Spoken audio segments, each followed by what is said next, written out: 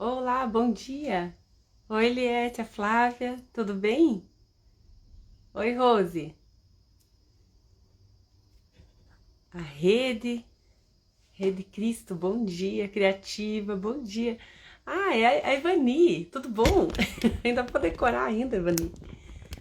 Bom dia, louvado seja Deus, né, por mais um dia. Maria de Lourdes também acabou de entrar. Que bom que vocês estão aí. Então, vamos compartilhar da palavra, né? Muito bom a gente poder começar o nosso dia ouvindo da parte do Senhor, né? Buscando nele o direcionamento para aquilo que a gente precisa fazer, né? Que não tem outro caminho, gente, não tem outro caminho. Como diz a palavra, né? Os dias são maus, os dias são maus. A gente enfrenta tanta dificuldade, tantas coisas, vivemos as aflições tanto nas nossas vidas, né? Como no mundo mesmo, porque a gente sofre vendo as dificuldades que as pessoas passam, vendo as guerras, vendo todas essas coisas ruins que têm acontecido à nossa volta. E o Senhor falou, né? No mundo tereis aflições, mas tende o bom ânimo. Quando ele fala tende o bom ânimo, ele está dizendo que isso depende de nós. Nós precisamos ter o bom ânimo, né? Nós precisamos levantar as nossas cabeças e lutar. Ele falou assim, ó, eu venci esse mundo aí, eu fui lá, eu experimentei, eu sei como que é viver aí. Jesus, a palavra fala que ele foi tentado em todas as paixões, ele foi tentado em tudo aquilo que um ser humano passa de dificuldade, e ele venceu. Ele falou assim, eu venci o mundo, eu venci o mundo. E com ele nós podemos também vencer todas as coisas e fazer obras ainda maiores, como ele falou, né? Ele falou assim, sem mim nada podeis fazer, mas comigo todas as coisas são possíveis. Aquele que crê, todas as coisas, né? Louvado seja Deus que nos dá essa força de vencer, né? Todos os dias, ter esse bom ânimo, né? Deus nos dá esse bom ânimo. A palavra ânimo vem de alma, é de vida, é um respirar, é como aquilo que você precisa, né? Para levantar todos os dias, para se colocar na posição todos os dias, para avançar todos os dias, né? Louvado seja Deus por isso. E o Espírito Santo de Deus nos dá essa alegria, né? A alegria de continuar. A palavra fala nos dons do Espírito Santo, no dom do Espírito Santo, né? Porque é um fruto, né? Ele fala do fruto do Espírito Santo, que envolve várias características ali que faz a gente ser melhor, né? Ele não fala de os frutos do Espírito Santo, embora sejam vários: o amor, a paciência, a bondade, a benignidade, a longanimidade, né? A paciência. Então ele fala de um fruto. Se você tem um, você tem todos, né? Você vai desenvolvendo aquele fruto. E a hora que ele é como uma laranja com vários gomos. Não tem como você viver sem um deles, né? Para você dizer, ah, eu tenho o fruto do Espírito Santo na minha vida. A tua vida tem que estar completa, né? Com aquilo que é o fruto dele, né? O nosso caráter tem que estar dentro do caráter de Cristo, né? Louvado seja Deus. A Tiene, bom dia, Deus abençoe seu dia, o seu também, Deus abençoe os nossos dias, né?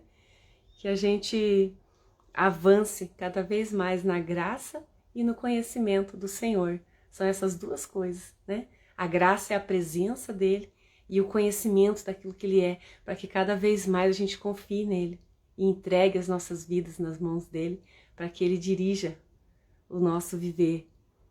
A Ana, bom dia, Ana. Amém. Que Deus nos abençoe grandemente, né? Então, ontem eu ainda li lá na outra versão da Bíblia esse primeiro trechinho do capítulo 32, que diz assim, o reinado do justo rei, né? Aqui tem um outro subtítulo, mas ele falando a respeito de um reino de justiça, do reino de Jesus, de um reino de Deus mesmo na terra. E aqui, continuando no versículo 9, fala acerca da advertência contra as mulheres de Jerusalém. Olha lá, ó, instrução para as mulheres, específica, né? Vamos ver lá, vamos ver lá. No 9, quem está acompanhando aí no livro de Isaías, né? 32, 9. Levantai-vos, mulheres que viveis despreocupadamente, e ouvi a minha voz. Vós, filhas que estáis confiantes, inclinai os ouvidos às minhas palavras, porque daqui a 1 ano e dias vireis a tremer, ó mulheres que estáis confiantes, porque a vindima se acabará e não haverá colheita. Tremei, mulheres que viveis despreocupadamente, turbai-vos, vós que estáis confiantes, despivos e pondo-vos desnudas, e cingi com panos de saco os lombos. Esse cingir com panos de saco, os lombos, fala de arrependimento. Havia uma cultura na época que, em sinal de arrependimento, eles se vestiam com panos de saco e se jogavam cinza sobre as cabeças e choravam, pranteavam. Aquilo era o sinal de arrependimento, né?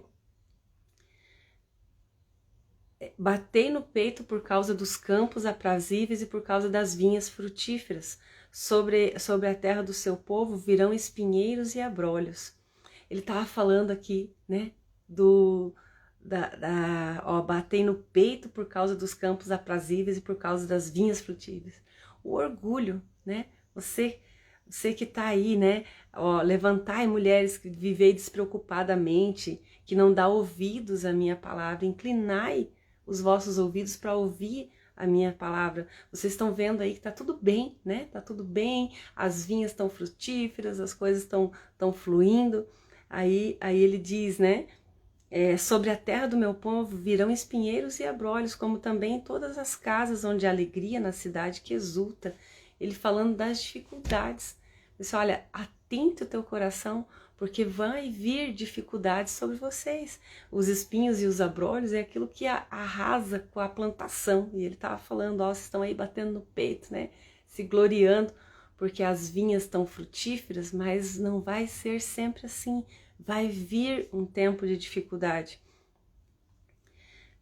No 14, o palácio será abandonado, a cidade populosa ficará deserta, Ofel e a torre da guarda servirão de cavernas para sempre, folga para os jumentos selvagens e pastos para os rebanhos, né?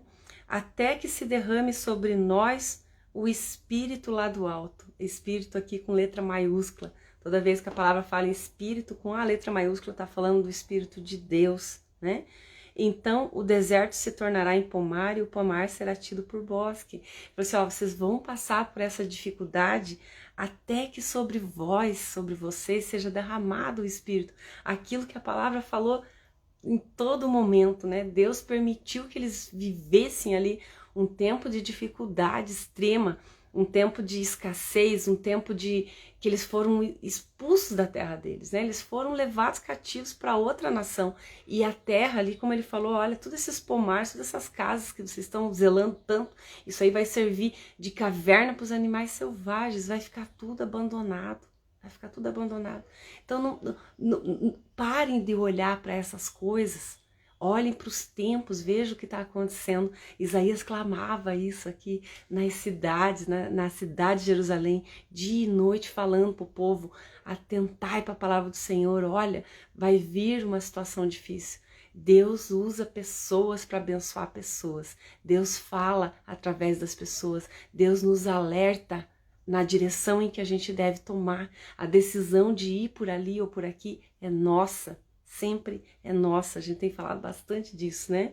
Da decisão, da escolha. Nós, todos os dias, nós temos as nossas escolhas. E essa dificuldade, quando Deus permite que dificuldades sobrevenham na vida da gente, é para trazer um quebrantamento no nosso coração. É para que o Espírito dele possa nos achar, né? Nos encher, melhor dizendo, porque ele nos conhece. Para que a gente possa crescer nesse conhecimento do Senhor, para que os nossos olhos possam se voltar para a direção daquilo que é verdadeiro, né? E parar de se distrair com as coisas. É isso que essa palavra está dizendo. Aí ele falando ali, né? Até, vocês vão passar por isso, até que se derrame sobre vós o Espírito lá do alto, então o deserto se tornará em pomar e o pomar será tido por bosque. Olha, quando eu operar o quebrantamento no coração de vocês, aí sim eu vou poder produzir algo através de vocês. Aí sim eu vou poder tornar frutífero o pomar da vida de vocês, né? Sem Deus, nada podeis fazer. Sem mim, nada podeis fazer, Jesus disse. Enquanto tem uma centelha dentro do nosso coração que clama pelo Senhor, Ele vai trabalhar na nossa vida. Ele vai permitir que situações até adversas aconteçam na nossa vida, para que o nosso coração se volte para o lugar onde está o tesouro. Jesus disse assim, aonde está o teu coração, ali está o teu tesouro. E Deus sabe que se o nosso tesouro, o nosso coração estiver no lugar errado, aquilo não é bênção sobre as nossas vidas. Não é bom, não é bom. Ele só pode acrescentar o mais na nossa vida quando a gente consegue ser fiel no pouco. Quando a gente consegue colocar o nosso coração no lugar certo. Quando a gente consegue verdadeiramente buscar o reino de Deus e a justiça do alto e deixar que Deus acrescente em nós aquilo que a gente necessita, né? Não buscar as bênçãos, mas o abençoador, né? No 16, né? Vamos já li ali o 15. O juízo habitará no deserto e a justiça morará no pomar, né? Então, Deus falando assim, o juízo habitará no deserto. Olha que versículo profundo.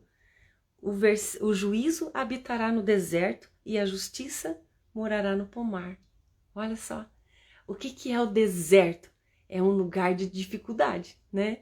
É um lugar onde você não vê nada. Você só anda naquela areia, né? Só vê areia, olha para um lado, só vê areia, não vê água, não vê aonde você vai matar a tua sede, não tem a menor expectativa de onde vai vir a tua comida. Ali é o deserto, né? É um lugar de padecimento, né? De dificuldade. Agora, o deserto com Deus é diferente. Quando Deus te leva para o deserto, para aquele período de dificuldade, de escassez, aí Ele manda água da rocha, aí Ele manda pão do céu, como Ele fez por 40 anos com o povo de Israel.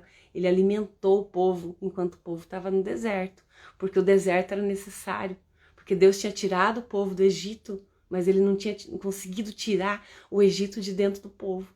Eles continuavam tendo saudade das coisas do passado. Eles continuavam achando que aquela vida lá que eles tinham era melhor, mas eles não conseguiam perceber que eles eram escravos lá, que eles estavam aprisionados lá. Eles não conseguiam entender que Deus estava trazendo eles para um tempo de liberdade, de libertação. E ali eles passaram aquele período grande de deserto e Deus operou juízo na vida daqueles que não tinham conserto, aqueles que não queriam, aqueles que não podiam herdar a terra da promessa, porque eles iam se contaminar na terra. Uma bênção que Deus nos dá sem Deus não é bênção, é isso que a gente precisa entender. Aquilo que está no teu coração que você quer porque quer. Se Deus te der e você não tiver na direção certa, aquilo não vai ser bênção sobre a tua vida. Aquilo se torna em maldição. Então Deus, para não contaminar a terra que eles tinham dado que Ele tinha dado para eles, né? A terra da promessa, tudo de bom, onde manaria leite e mel, como a palavra fala, né? Um lugar de abundância, um lugar de terra fértil. Se Deus colocasse aquela geração ali que estava ali murmurando no deserto, que estava reclamando com Moisés dia e noite, dentro de uma terra da promessa, eles iam tornar aquela terra igual ao Egito. Né? Eles iam querer imperar sobre pessoas, ter domínio sobre pessoas e não colocar Deus acima de tudo como Senhor da vida deles, né? E Deus queria que o Senhor fosse o cetro sobre aquilo que eles estavam vivendo, para que tudo fosse bem, para que eles servissem de exemplo para as nações que estavam à volta. Esse era o intento do coração de Deus, que todas as nações fossem abençoadas a partir daquele povo, a partir daquela descendência, como Ele falou lá para Abraão, né? Em ti serão benditas todas as nações da terra. A partir de você eu vou formar um povo que vai ser o exemplo das nações, né? E Deus não pôde operar isso através daquela primeira geração que saiu do Egito. Então o Senhor falou, né, para eles, ó, vocês não vão entrar lá, vocês vão morrer aqui nesse deserto. E ali Deus começou a conduzir o povo e eles ficaram por 40 anos dando volta, dando volta, dando volta naquele deserto. E quem herdou aquela terra da promessa foram os filhos deles, né? A geração mais jovem, né? Aqueles adultos que estavam ali, os anciãos, eles não herdaram aquele tempo da promessa, eles não entraram naquele lugar, porque o coração deles não estava pronto, né? Eles não estavam preparados para receber aquilo que Deus tinha para eles. Eles precisaram dar voltas ali, né? E então, quando ele fala aqui no 16, né, que o juízo habita no deserto, nós já falamos a respeito do juízo. É onde entra a presença de Deus, mas o povo está em pecado. Aí opera o juízo de Deus. Aí você sofre a consequência daqueles teus próprios atos. Não está operando ali a graça e a misericórdia de Deus, mas Deus permitiu que viesse o juízo, que você colhesse. O juízo é a colheita, né? A colheita das nossas atitudes, a colheita daquilo que você faz. Isso é juízo, né? Então, lá no deserto, lá num lugar de padecimento, ali opera o juízo de Deus. E a justiça mora no pomar. Olha que semelhança que o Senhor colocou, o oposto, né? De um deserto, de uma terra árida, onde não tem nada, e um pomar, onde tem alimento. Pomar não é só um bosque, né? É um lugar onde tem árvores frutíferas. Então, o contraste entre um lugar árido, que não tem nada, e um lugar onde você vai descansar embaixo de uma sombra e saciar a sua fome, né? Isso tudo está continuando aquilo que Deus começou a falar ali no 15, né, no versículo 15. Até que se derrame sobre vós o Espírito, lá do alto. Então o deserto se tornará em pomar e o pomar será tido por bosque. Aí nesse 16, o juízo habita lá no deserto. Lá vocês estavam colhendo consequências daqueles próprios atos, mas a justiça de Deus, quando você busca essa justiça, ela mora no pomar, né? O seu Nelson falando que tá travando a internet, tá ruim aí, seu Nelson, de assistir? Aqui pra mim tá fluindo normal, né? Pode ser que seja a sua internet aí, tomara que regularize, né? Senão depois você pode assistir essa partezinha que travou aí novamente, né? Vou deixar gravadinho aqui mais um tempo aqui no IGTV, a hora que terminar a live, tá bom? Então no 17, o efeito da justiça será paz. Olha só que interessante, né? Quando a gente busca em primeiro lugar o reino de Deus e a sua justiça, a gente tem paz. Em vários lugares aqui no Antigo Testamento, quando Deus fala, quando a Bíblia conta a respeito dos reis, né? Primeira Reis, Segunda Reis, 1 Samuel, 2 Samuel, Primeira Crônica e Segunda Crônica, são livros históricos que contam sobre a trajetória dos reis de Israel. E a gente ouve o tempo, em muitos lugares ali, falando assim, e houve paz na terra, né? Quando o rei era um rei justo, quando ele andava segundo a justiça de Deus e levava o povo a cultuar a Deus, o povo tinha paz. E quando eles tinham paz, eles prosperavam, né? Quando a gente vive em paz, a gente vive feliz. A gente é feliz em todos os âmbitos da nossa vida. Então, e aqui está dizendo que o efeito da justiça será a paz. Olha que lindo isso, né? Quando a gente busca fazer aquilo que é reto, quando a gente busca de todo o nosso coração andar na justiça de Deus, a gente anda em paz. E quando a gente anda em paz, a gente prospera, né? Mais uma vez, próspero não está só relacionado à vida financeira.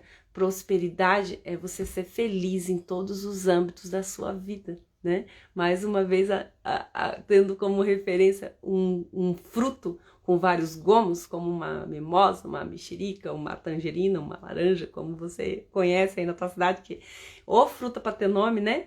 Então, são vários gomos. Se você pegar um gomo daquele ali e tirar, já não vai ser uma fruta completa, né? Se um dos gomos estiver estragado, ele vai contaminando todos os outros, vai amargando a fruta toda.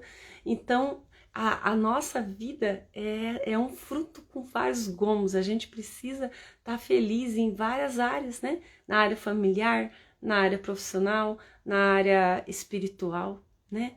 Na área financeira também, né? Na nossa área social, nas nossas amizades. Então, é um conjunto, né? Como um corpo tem várias partes. Se dói um dedinho ali, você vai ficar te incomodando aquele dedinho ali que tá doendo. Ai, tem um espinho ali, tem que ir lá e tirar aquele tal daquele espinho lá, mais pequenininho que seja, dói pra caramba, incomoda demais, né? E assim Deus trata o todo. Quando a gente busca no Senhor a cura para um dedinho, né?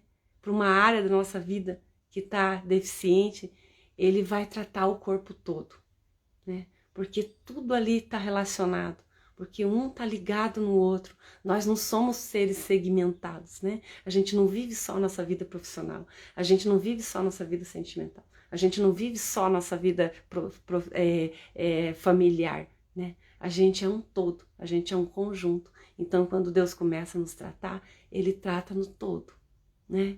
Por isso que às vezes demora os nossos olhos e fala assim, nossa, tá demorando tanto para Deus consertar isso.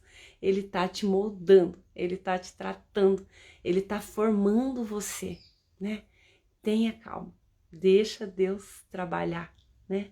Deixa Deus trabalhar, o agir invisível de Deus. Tem um livro lindo que eu li uma vez do pastor Luciano Subirá, o agir invisível de Deus. Deus vai tecendo, Ele vai construindo, né? E às vezes a gente não vê a trama, a gente vê a trama ali do tecelão e olha, não entende nada, não entende os riscos, não entende o que está acontecendo. Nossa, parece um emaranhado só.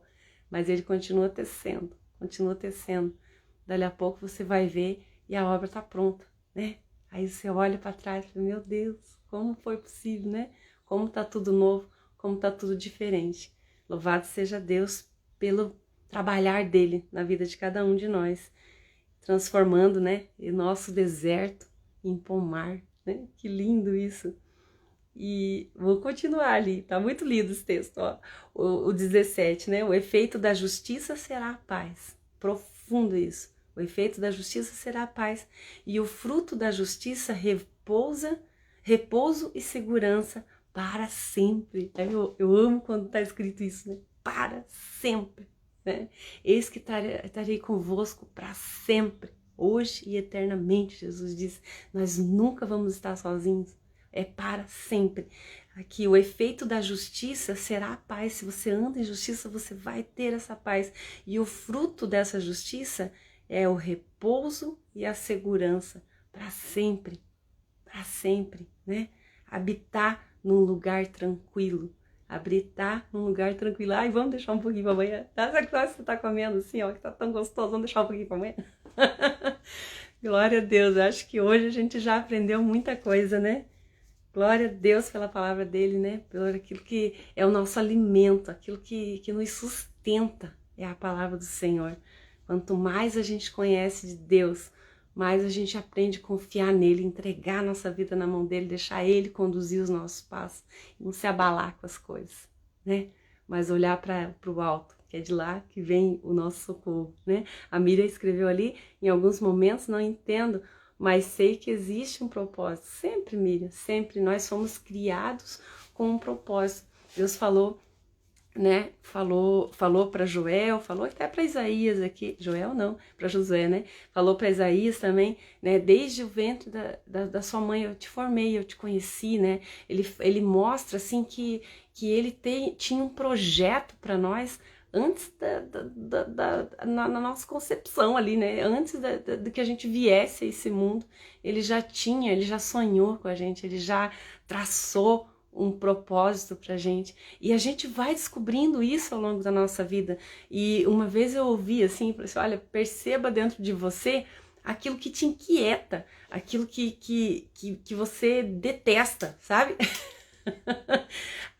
Aquilo que te revolta no mundo, nas coisas, isso está relacionado ao seu propósito, né?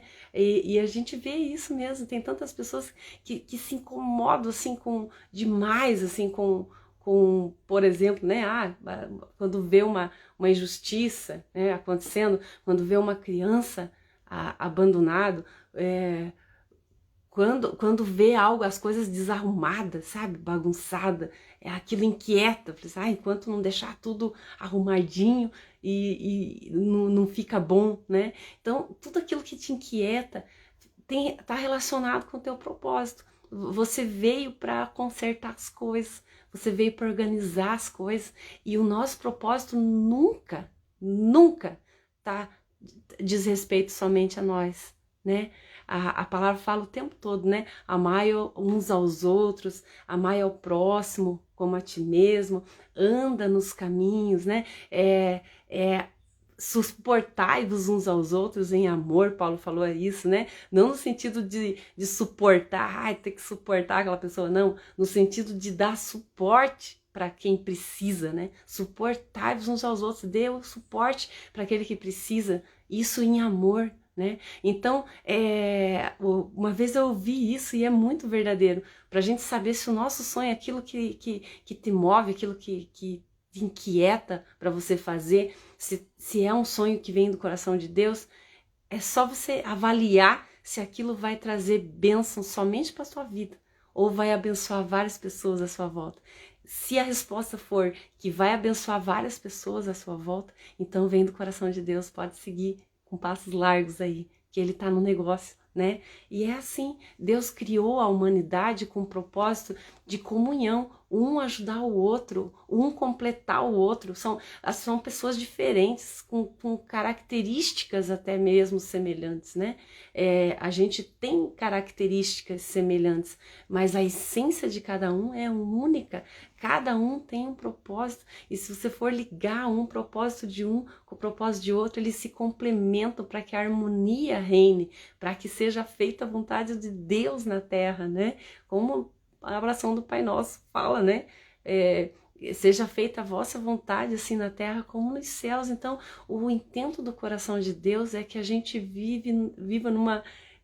a palavra que vem dizer koinonia, né? É uma palavra mais completa, assim, grega, que ela quer dizer comunhão numa dimensão maior do que a gente conhece essa palavra, né? Comunhão, né? É quase uma simbiose, uma mistura. Eu não consigo achar uma palavra que substitua isso. Mas interdependência, talvez seja uma palavra que diga o que quer dizer essa koinonia, né? Ou uma interdependência mesmo. Um depende do outro, um precisa do outro, uma área está relacionada à outra, né? Um está precisando daquilo que falta no outro, né? Então, quando a gente consegue se alinhar a nossa vida e viver o propósito de Deus verdadeiramente, né? A gente abençoa a nós e abençoa a todos que estão à nossa volta. As pessoas são saciadas com aquilo que Deus faz através de nós, né? Viver naquele pomar, né? O pomar, ele não sacia uma pessoa só, ele alimenta muita gente, né?